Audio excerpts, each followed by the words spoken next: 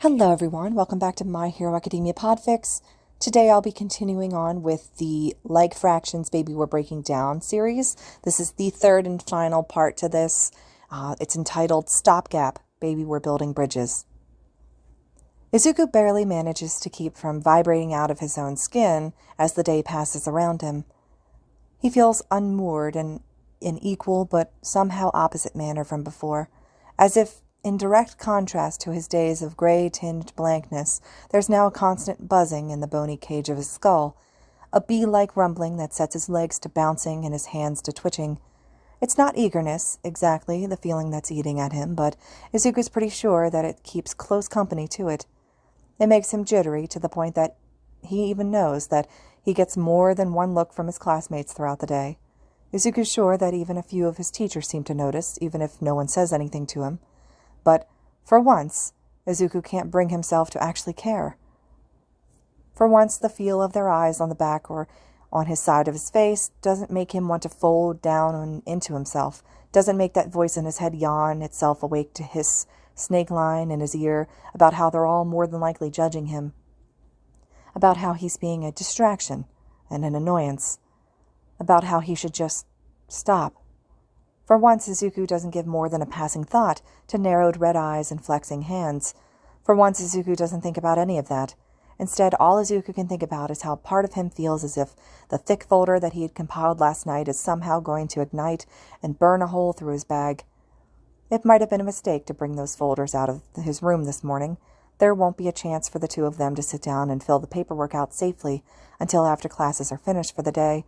But Izuku had been eager to show Shoto his newfound resolve, had been eager to hand Shoto proof of the new path they'd be settling on together soon. And somehow, the thought of leaving those folders behind, unprotected in his dorm room where anyone could find them, had been an idea that Izuku hadn't been able to handle. The dorms aren't safe. Not for him. Not really. At least not in a way that locking his dorm's door can fix. So Izuku had tucked both folders under his arm as he walked out. Having those folders close to him was well worth spending the day feeling like he's smuggling something illegal around campus. In the end, it's Shoto that helps to ground Izuku again before he can vibrate out of his skin, because of course it is. It's the cool press of Shoto's hand on his shoulder and the way that he hooks their ankles together beneath the cafeteria table that settles Izuku's nerves just enough that he can actually eat. It's Shoto's fingers wrapped like a gentle tether around Izuku's wrist during practical lessons, and his voice asking soft questions that Izuku's mind focus on, planning and analyzing, that keep Izuku's focus in the moment, instead of drifting back to permission slips and paperwork and the conversations he knows are sure to come. It's Shoto who, once again, helps Izuku fit back into his own skin in a way that no one ever has before. Shoto whose quiet, almost gravitational presence at his side allows Izuku to reconnect with himself enough to realize that, nerves or not, he's not actually second-guessing his decision. His resolve is firm, and their path is set. All that's left is the journey itself. Even with the disarray that's been haunting Izuku's every move throughout the day, he and Shoto are still the last ones to leave the training grounds. By the time they finally stop and head inside to change out of their costumes, Aoyama, normally the last one to finish changing, is already twirling past them on his way back to the dorms. The locker room is quiet and still when they finally step inside, both of them automatically heading to the bench in the back corner that they normally occupy. "Are you okay?" Shoto asks, his voice soft and steady as he slots himself between Izuku and the open space of the locker room. Izuku takes a moment before he answers, takes the time to set his mouth guard into his costume case and remove the boots he has on before he starts peeling himself out of his jumpsuit, before he ever says a word. Because it's Shoto who's asking them that question, and unlike with the rest of the world, Shoto is the one person Izuku doesn't want to lie to. Not anymore. Not after everything that's passed around in between the two of them. Izuku doesn't want to brush him off with one of the set answers he had curled up, ready and waiting, on the tip of his tongue for as long as he can remember. So instead of giving out an automatic yes, instead of saying, "I'm fine," like he has so many times in the past, as he would to anyone else who asked, Izuku actually pauses to consider, because Izuku knows by now that Shoto has no problem with giving him a moment to think. It makes Izuku just a bit breathless when he thinks about how Shoto never gets frustrated or annoyed with his eccentricness, how he never seems to be anything but calmly accepting on the occasions when Izuku can't help but mumble and brainstorm aloud, or in the times where he finds that his words don't flow and tumble out as rapidly as they normally do. Shoto just accepts Izuku and all of the issues that come with him, seems content to shoulder the weight of whatever truths that Izuku might be willing to give him. All of the things that have made Izuku an outcast and a social pariah for over a decade, and Shoto has done nothing but accept them all. It's something Izuku's never really had before. Acceptance. And here is Shoto giving him more of it than Izuku had ever thought possible. It's sweeter than he'd ever dared to dream. Just nervous, I guess, Izuku finally answers as he shifts in his spot on the bench, hand reaching up automatically to take the shirt that Shoto is holding out to him. Second thoughts? Shoto asks, no judgment in his tone but gaze intent as Izuku shrugs into his shirt and slowly starts on the buttons. No. Izuku's reply comes out instantly, this time, and coated with such a thick layer of certainty that it takes even him by surprise for a split second. Just anticipation, I think. There's a lot that's going to happen once we do this. We'll handle it, Shoto says, one part reassurance and one part stated truth, as he finally begins to strip off his own costume with quick, efficient hands. These days, Shoto always waits for Izuku to be almost completely done before dressing, before he starts to change himself, and each day without fail he always steps between Izuku and any of their classmates' curious eyes when it comes to time to change. Always positions himself between Izuku and the rest of the locker room, like an impenetrable shield. Izuku had just been too lost, too faded out around the edges, and then slowly resetting to realize the pattern they'd so effortlessly fallen into as it developed. He'd been too far gone to realize just what Shoto has been doing for him, unprompted, for so long now that their routines have become instinctual for the both of them. But he sees it now, sees the way that Shoto keeps himself costumed and battle-ready, keeps himself on guard, until Izuku himself is done dressing, until the skin and scars and stories that Izuku doesn't want to tell are all once more safely tucked away from prying eyes. He sees the way that Shoto protects his small bit of vulnerability for him, without ever having to be asked. This small and yet infinitely precious way in which Shoto's been trying to protect Izuku.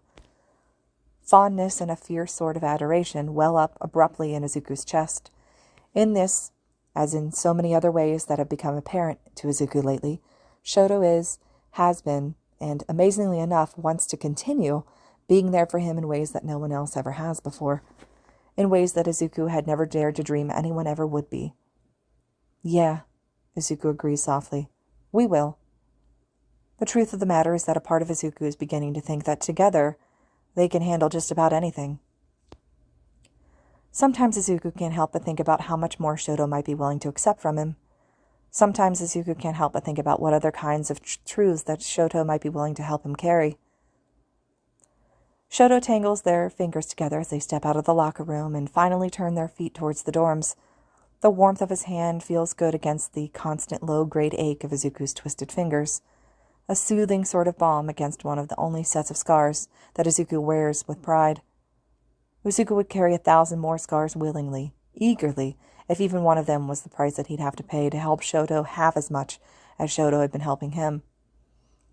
They're on the stairway that leads out to the campus grounds when Izuku's feet root themselves to the floor.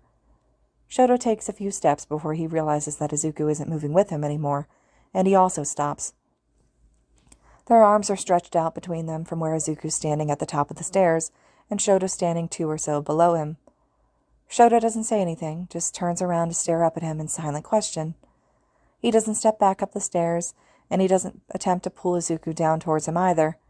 But what's more important somehow to Izuku in this moment is the fact that Shoto doesn't let his hand go either. Instead, Shoto keeps their hands tangled together and lets their arms stay raised there between them. Content, it seems, to simply stop and wait until Izuku is ready to move once more. As if he'd stay there with his arm reaching out across the distance between them and his fingers tangled with Izuku's own for as long as Izuku needs him to. As if Izuku doesn't have to ask or explain because Shoto is content to simply be with him.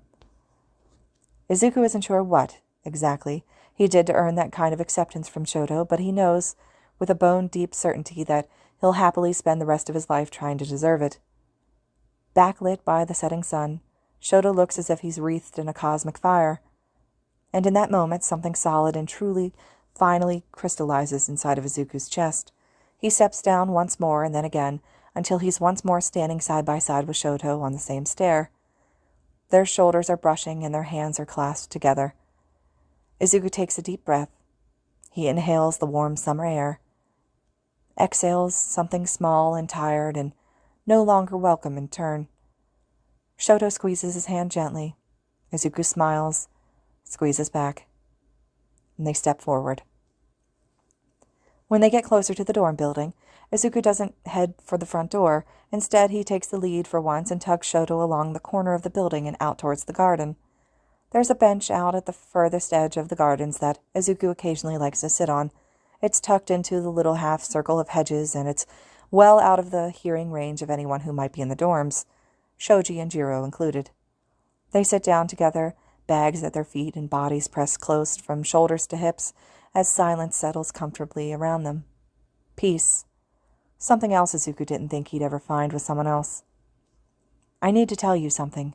Izuku finally breathes the words out in the air around them, voice barely above a whisper. "And I need you to listen to all of it before you judge me." "You can tell me anything," Shoto replies instantly. "It's a lot," Izuku warns him. A ragged little jolt of almost laughter slips out of him against his will. "It's so much, Shoto, and there's no going back once you know." Just a bit desperate to make sure he understands, Izuku turns enough to be able to stare up into Shoto's eyes again. Shoto, as he always seems to do these days, turns to meet him halfway. "It'll change things," Izuku presses softly, adamantly. He needs Shoto to be sure, because, above all else, Shoto deserves a fair warning about the cliff that Izuku's about to shove him off of. "It'll change a lot of things. Maybe even how you look at some people. It could change how you look at me. And that's terrifying, but I still want to tell you because I don't want to keep secrets from you anymore. Because if we're really doing this, if we're leaving together, then you have the right to know all of it before we go. But if you don't, Izuku." Shoto interrupts him as he reaches out and grabs Izuku's free hand so that he's cradling both of them between his own. Izuku goes quiet. Shoto stares down at him, his warm thumb smoothing over the lines of Izuku's scars. "Anything," Shoto repeats. "Everything." Shoto says it with zero hesitation, like it's a universal truth given spoken form. Izuku sucks in a shuddering breath. 2 words, and Izuku feels like Shoto's handed him the entire world all over again.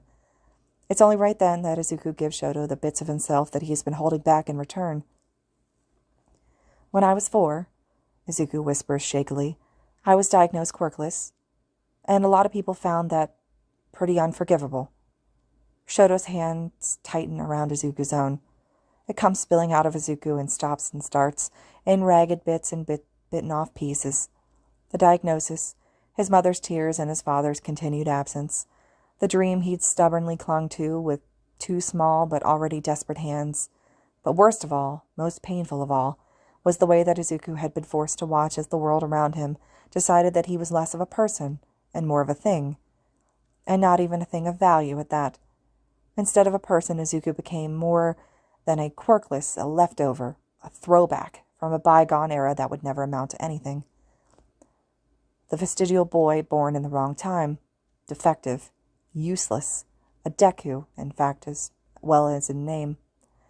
"It hurts so much," Izuku whispers, and saying the words aloud for the first time feels a lot like freedom, like the snapping of wires and the shedding of a weight that he'd never realized he was even wearing him down. "They hurt me so much, for so long, because I was different." "Bakugo," Shoto finally interrupts, practically hissing the name out, something terrible lurking just beneath the surface of the expression. Izuku doesn't bother to try and deny it. Shoto already knows the truth after all. He's already seen the scars and the blood and the rest of the ugly aftermath. Has already chosen time and time again to step between Izuku and the threat that had defined so much of his life for over a decade now. All of this is just backstory. "We really were friends once," Izuku finds himself saying instead. "Our moms actually still are, but he just..." Izuku takes another shuddering breath and finally says the things that he's never allowed himself to give form to before. I don't know if it's actually hatred, what he feels towards me, Izuku tells him, but that's what it's always felt like to me. When he hit me, when he burned me, when he said awful things, it felt like hate to me back then, and it still does now. And the selfish part of me doesn't want it to matter what he felt like or then, or even what he feels about me now. I think that just this once, I want the way he made me feel to be what matters. It's all that matters to me, Shoto reassures him, hands still achingly gentle around Izuku's own. And there it is again, Shoto so effortlessly choosing Izuku over someone else. It's something that no one but Izuku's mom had ever really done for him. We really were friends once, Izuku repeats, but this time he's not entirely sure who he's trying to convince.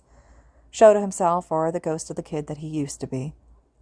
But it wasn't for long, not really, and it wasn't a good friendship. Izuku knows that now. It's one of the precious lessons that he's learned during his short time here at UA, the fact that friendship was supposed to be, kind. It was supposed to be fair and equal. It wasn't supposed to hurt. What he'd had with Bakugo, the vicious, pain-tinged thing their childish games have turned into, hadn't been any of that, at least not for him. It wasn't until Uraraka, wasn't until Ida and the rest of the class, wasn't until Shoto himself that Izuku finally realized that he could have those things too. That kindness was possible for him outside of the apartment he shared with his mom. It always hurts so much, but Izuku stops, swallows, and then forces himself to keep going. It was all I had. For the longest time, I think that's why I clung to it so hard for so long. Why I kept calling him Kachan, why I kept focusing so hard on how great he was, why I kept trying to find my own way to be, why I just kept trying. The shuddering breath Izuku sighs out is thick with a decade of things that Izuku's never been able to say. I guess, Izuku rasps through a throat gone tight, I thought if I could at least pretend that we were still friends, it would be better than having to admit how lonely I was. If I could pretend I still had him, then I wouldn't have to admit that I didn't have anyone else. You don't have to do that anymore, Shoto tells him, shifting their hands until his thumbs are pressing firmly into Izuku's palms. He doesn't matter. Not anymore. Not ever again. I don't, Izuku agrees shakily. He doesn't. It feels almost like a prayer, that acknowledgement that it really is over. After a decade of hurt and aching loneliness, Izuku is finally done. He doesn't need to cling to that pain anymore. He doesn't need to keep weathering explosions, doesn't need to keep smiling and singing praises or begging for leniency just to try and maintain some sliver of an illusion that's only ever made him bleed and cry and ache. He can let it all go now. Izuku doesn't have to carry the weight of Bakugo's disdain and disapproval wrapped around his throat like an anchor weighing him down anymore. Or ever again. He can finally, blessedly let it fall. Because what he's found here, what Shoto has given him, what Izuku hopes he'll be able to return even the sliver of as they move forward together, is so much more precious. Izuku gives himself a moment to savor that feeling before he tucks it away for the moment. Even if all he wants to do is sit here in this moment and bask in what he's found, what he's been given, Izuku knows that he can't afford to. He has to move on. Because there's still so much to tell. Because Izuku still hasn't gotten to the point of this conversation yet. Hasn't told Shoto the truth that he deserves to know before he rearranges his entire life to stay by Izuku's side. There's more, Izuku finally says. This was just, I wanted you to know it all. Wanted you to understand how it all started for me before I told you the rest. But now's your last chance to back out. Anything, Shoto repeats yet again, thumb circling against Izuku's palms. Everything. This quirk I have, Izuku stops, forces himself to just breathe for a moment before he pushes on. All this power I've been using, I wasn't born with it. It's not mine. It was given to me. Across from him, Shoto's eyes widen just a bit before they abruptly narrow. Given? Who? Shoto trails off for a second before his hands tighten just a bit around Izuku's own. All Might. Yeah, Izuku confirms, not really all that surprised that Shoto has put it together so quickly. All the pieces are there for anyone who cares to look. For anyone who knows, they should be looking in the first place. How? Shoto actually asked the question this time. It's a power stockpiling quirk, passed from user to chosen user, Izuku whispers back. There's a heaviness to the air around them now, like the world itself is holding its breath. All Might received it from his sensei, and she received it from someone else before that. He carried it for decades, and now he's passed it on to me. I'm the 9th holder of the quirk known as One for All. Shoto's still for a moment, and he drops Izuku's hands and shifts back and away from him. Izuku has a split second to feel hurt well up in his chest before Shoto stomping his foot and a ring of tall ice erupts around them. Shoto's back in his space in the next second, pulling Izuku into the warmth of his side. When Izuku looks up into Shoto's face, there's a tightness at the corners of his eyes that's never been there before. This can't get out, Shoto says, even as the arm around Izuku's shoulders tightens just a bit, pulling Izuku closer to Shoto's chest like he wants to curl up around them. No one can know about this. If the wrong people found out, they'd try to force you to give it up. They'd take you away. They'd hurt you. I know, Izuku agrees, one hand coming up to fist in Shoto's shirt. It's a thought that's been living in the back of Izuku's head for over a year now, a risk he had catalogued back at the beginning, even if he'd never said anything to All Might. That's why I had to tell you, so you know how dangerous this could be, us staying together, because that isn't even all of it. There's still more. And so Izuku tells Shoto the rest of it. He tells Shoto a ghost story about 2 brothers, tells him about a blood and death and a legacy carried in unbroken lines for 2 centuries, about a monster that had likely survived despite all the odds. Pressed close to Shoto's side and shielded by the walls of ice he'd erected around them, Izuku tells him about the legacy of a war that All Might had passed down to him. Tells him about how, even if it ends up killing him, Izuku will never regret all that it has already given him. He would make the same choice 1,000 times if given the chance, because even if it ended up killing him, well, it's not like Izuku was really living before anyways. So, Izuku says after he reaches the end, now you know the truth, about me, about this quirk, about everything. For a long moment there's only silence. That's why your control was so bad in the beginning, wasn't it? Shoto finally asks. Why you hurt yourself so much during our match? Because you'd only had your quirk for such a short time? Since the entrance exam, Izuku clarifies. All Might he gave it to me that morning, and then I shattered half my bones that afternoon. I'm getting better now, though. I've got full cowling, and I've got ideas for more. It's a work in progress, though. The quirk just has too much power for me to go all out with right now. We'll have to up our training when we get to Shiketsu, Shoto finally says. We need to refine your style and control. My fire, too. We'll need to surpass our current limits and keep going. Plus ultra, Izuku agrees, before he stops and huffs out a small laugh. Or I guess not anymore, huh? We'll go beyond even that, Shoto says. Together. Yeah, Izuku smiles just a bit. Together. This time it's Izuku who shifts their hands so that they can twine their fingers together again. All Might chose right, Shoto tells him softly, certainly. It feels so heavy, Izuku admits quietly. The weight of it all, the shadow of this legend I've stepped into. I'm not anything special, but All Might gave me this quirk, and I'm here at UA with you, and sometimes it doesn't feel real. Sometimes I wake up and I half expect it to all be a dream, but it's not. You're right where you're meant to be, Shoto says. I know you now, and I think that you would have ended up here regardless. Even if you'd never met All Might, you'd still have found a way to make it here. Izuku's breath hitches at that. You think I could be a hero? Izuku manages to choke the words out, even without All Might's quirk. I think you already are, Shoto tells him easily. I can't imagine you being anything else. And then Shoto moves again. The arm that's been laying over the line of Izuku's shoulder shifts so that a warm hand can bury itself in his hair as Shoto abruptly presses further into Izuku's space, pulling him in closer in turn. You're an idiot, though, Shoto huffs at him. To think I'd get to use your own words back at you like this. What? Izuku's brow furrows deeply, thrown by the swift shift in the topic. You keep saying this quirk, or his quirk, Shoto says. You keep talking about All Might and your place in his legacy. Shoto shifts then until he can bring their entwined hands up between them.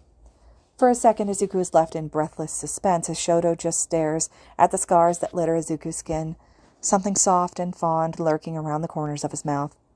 Then Shoto brings Izuku's hand towards his face and presses a soft, barely there kiss to the jut of his knuckles. Izuku's heart skips a beat in his chest. All Might may have had this quirk before you, Shoto says, gaze moving to lock with Izuku's. But that doesn't matter. You know why?